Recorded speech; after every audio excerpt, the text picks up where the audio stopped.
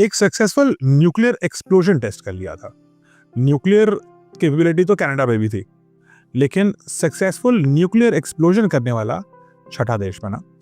और उससे इंटरेस्टिंग बात यह है, अमेरिका ने न्यूक्लियर बम बनाया सबसे पहले 45 में। कुछ लोग मानते हैं, अब क्वेश्चनेबल है, कि वो भी नील बोर का नाजी जर्मनी का बम था। ब्लूप्रिंट वहां से आया और उसको ओपेनहाइमर ने लॉस एलमोस में, न्यू मैक्सिको में, जो पूरी मूवी बनी है मैनहट्टन प्रोजेक्ट, उसमें उसको यूज किया। अब पूरा यूज किया, आधा यूज किया, वो कितना था नहीं पता, लेकिन Niels Bohr was also great scientist, उसका कुछ ज्ञान उनके पास गया। 45 में उन्होंने बनाया। 1945 में जैसे ही इन्होंने टेस्ट किया, उसके 1-2 साल बाद दुनिया की सबसे बड़ी एस्पियोनाज हुई। 1945 में न्यूक्लियर बम बनाता है यूएसए मैनहट्टन प्रोजेक्ट में। मे बी इसमें नील बोर का कुछ एलिमेंट है, जर्मन। फिर 1949 में रशिया सोवियत्स अपना न्यूक्लियर बॉम्ब बनाते हैं, लेकिन वो न्यूक्लियर बॉम्ब नहीं बनाते हैं, उनको ब्लूप्रिंट मिल जाता है एस्पियोनाज के थ्रू।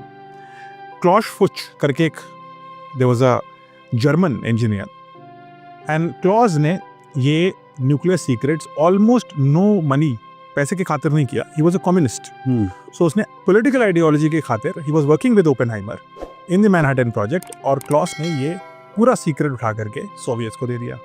और सोवियत्स, जब यूएस को लग रहा था कि सोवियत्स अभी 10 साल बाद न्यूक्लियर बॉम्ब बनाएंगे, बट सोवियत ने ये न्यूक्लियर बॉम्ब 3-4 साल में बना लिया।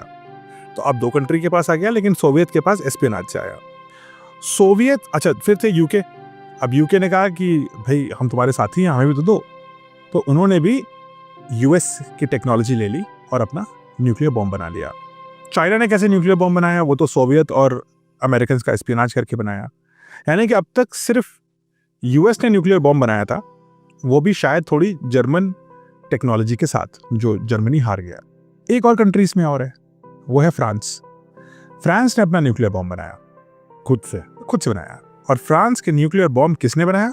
सो मैरी क्यूरी की फैमिली ने फ्रांस के लिए न्यूक्लियर बॉम्ब बनाया। मैरी क्यूरी ने खुद नहीं बनाया, मैडम क्यूरी, जिनको हम या famous madam Curie, double Nobel prize, yes, ठीक है, रेडियम के लिए। इन सब के अलावा भारत ही एक ऐसा देश था, फ्रांस के अलावा भारत ही एक ऐसा देश था जिसने बिना किसी एस्पियोनाज के, जिसने बिना किसी से टेक्नोलॉजी चोरी किए, जिसने बिना किसी साइंटिस्ट को पकड़े हुए कि उनके साइंटिस्ट जबरदस्ती काम करवा लिया, we made our own nuclear explosion.